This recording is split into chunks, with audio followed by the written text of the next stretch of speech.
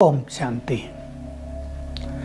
बाबा ऐसे महान तपस्वी थे, उन्होंने अशरीरी होने का इतना सुंदर अभ्यास किया था कि जो भी उनके सामने आता था और दृष्टि देते थे बाबा, तो वो व्यक्ति भी देह भान से मुक्त हो जाता था।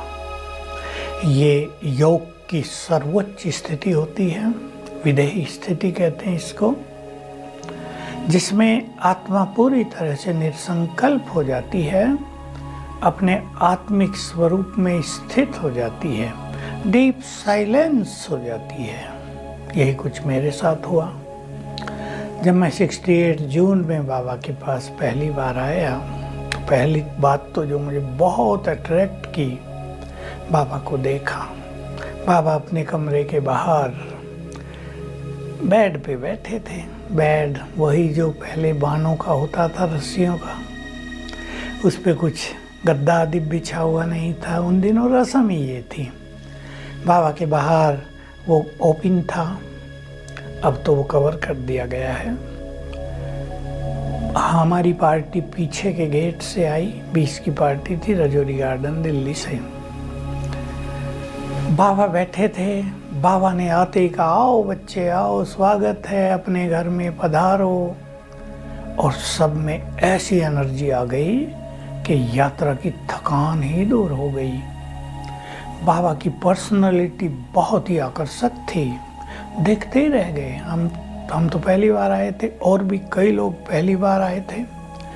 बाबा को देखते ही रह गए, चुंबकीय आकर्षण उनके व्यक्तित्व में। ये सब योग की शक्ति थी।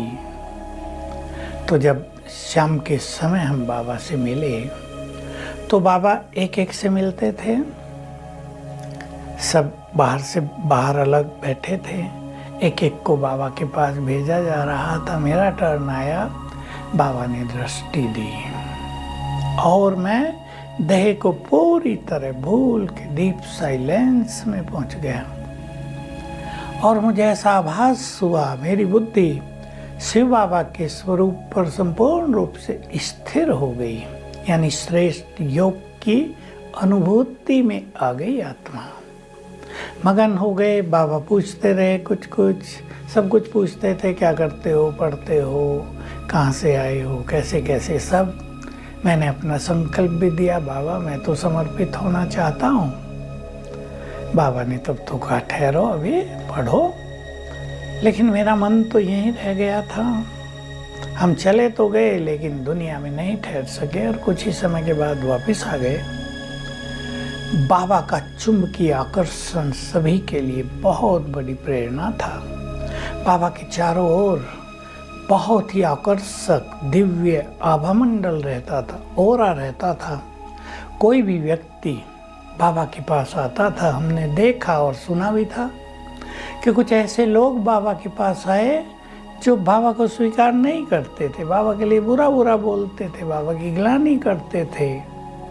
आए बाबा से मिलने के, देखे तो सही इनका दादा कैसा है, गर्म होकर आए थे। ये पूछेंगे इनके दादा से, ये बोलेंगे। बाबा के सामने आए। बाबा ने दृष्टि दी और कहा, आओ बच्चे बोलो, कुछ कहना है। और बाबा के ओरा में आते ही वो लोग अपना सब कुछ भूल ही गए। उनका चित्त शांत हो गया और बिना बाबा के कुछ कहे 1 मिनट के बाद बोलने लगे, बाबा हम तो आपके बारे में क्या क्या सुनकर आए थे, क्या क्या सोच कर आए थे, लेकिन आप तो कुछ और ही हो। आप तो महान हो, आप तो इस धरा पर फरिश्ते हो। हम क्षमा चाहते हैं आपसे, हमने आपकी निंदा कर दी थी, आपके बारे में कुछ उल्टा सुल्टा बोल दिया था। बाबा ने कहा, कोई बात नहीं बच्चे, जब कोई किसी को पहचानता नहीं ठीक से तो ऐसा हो जाता है। सब मेरे बच्चे हैं, जो बुरा बोलते हैं वो भी मेरे बच्चे, जो मेरे बच्चे बन गए वो तो बच्चे हैं ही, इसलिए कोई बात नहीं। बाबा की पर्सनालिटी ऐसी थी, बाबा के बोल में जादू इफेक्ट होता था। क्योंकि हम सब ने सुना है, जब आत्मा बहुत योग युक्त रहती है, जब उसकी आत्मिक दृष्टि और अशरीरीपन बहुत बढ़ जाता है तो बोल में पावर आ जाती है, बोल बहुत प्रभावशाली इफेक्टिव हो जाते हैं। यही हो रहा था बाबा के साथ। बाबा का 67 और 68 का वर्ष, ये 2 अंतिम वर्ष जिसमें बाबा गहन तपस्या किया करते थे, बहुत ही प्रभावशाली थे। बाबा अपना अनुभव सुनाते थे, बीच बीच में कभी बोल देते थे। बाबा इस तन में ऐसे रहते हैं मानो इस तन में हो ही नहीं। बाबा अपने लिए मैं शब्द बहुत कम प्रयोग किया, अपने को बाबा कहते थे, अपने लिए भी बाबा।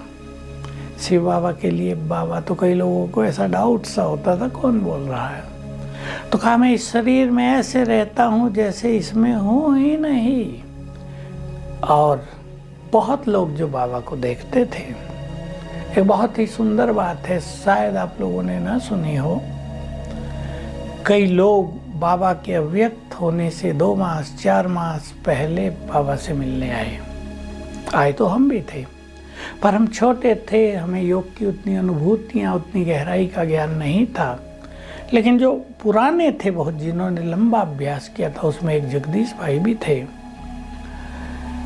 तो उन्हें लगता था कि निराकार शिव बाबा निरंतर ब्रह्मा बाबा के तन में रहते हैं, बोलते थे लोग।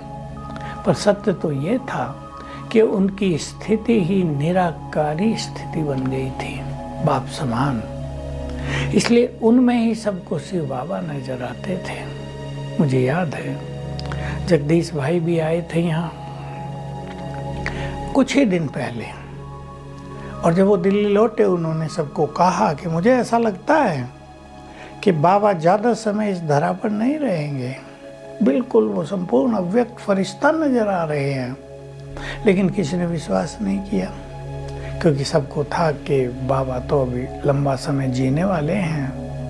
पर बाबा की ऐसी गहन तपस्या थी जिसमें बाबा से लोगों को ऐसा ही दिव्य आभास होता था। मैं एक बात और सुनाना चाहूँगा जो